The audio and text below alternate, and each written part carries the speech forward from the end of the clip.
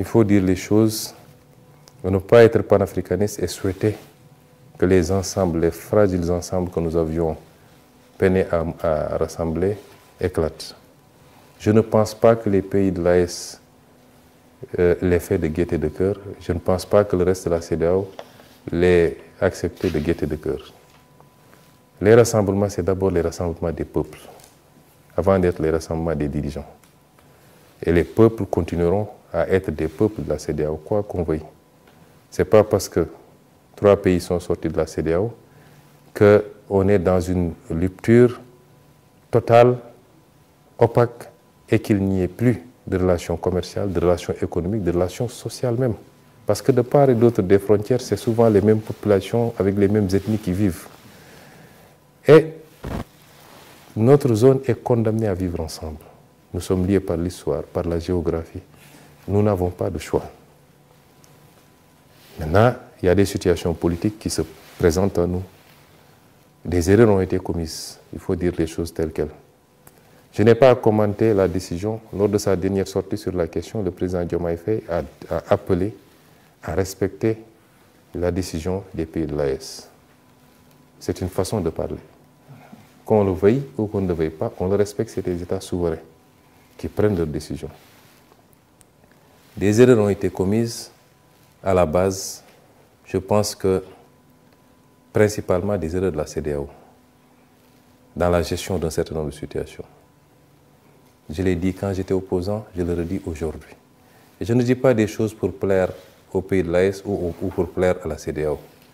Je ne suis pas dans ces considérations-là. Malheureusement, nous sommes dans un manichéisme qui fait que de plus en plus le discours c'est « il est avec moi ou il est contre moi ». Vous pouvez être convergent sur 80%, 90%, il suffit que sur une question, il y ait des avis divergents et vous devenez, des avis divergents du moins, et vous devenez l'ennemi. Ce n'est pas ça. Nous devons aujourd'hui nous élever à la hauteur de nos responsabilités, tous tant que nous sommes. Je ne cherche pas à plaire aux uns et aux autres. Je reste fidèle à mes idées. Je dis qu'à la base, il y a eu des problèmes. Quand il y a eu la prise de pouvoir au Mali, j'ai été le premier à faire un message de soutien absolu. Ce fut le cas ici, au Burkina Faso. Quand il y a eu la prise de pouvoir au Niger, j'étais en détention. Mais j'ai réussi à faire passer un texte sur ma page Facebook, non seulement pour apporter mon soutien, mais pour m'inscrire en faux par rapport aux menaces de la CEDEAO de l'époque d'intervenir militairement. C'est des choses qu'on ne peut pas comprendre. L'embargo qui a été fait contre le Mali, c'est inacceptable.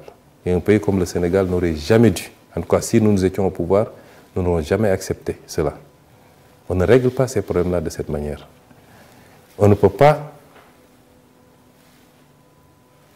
choisir d'aller intervenir militairement dans un pays alors qu'on ne l'a pas suffisamment aidé à faire face à ces problèmes d'insécurité.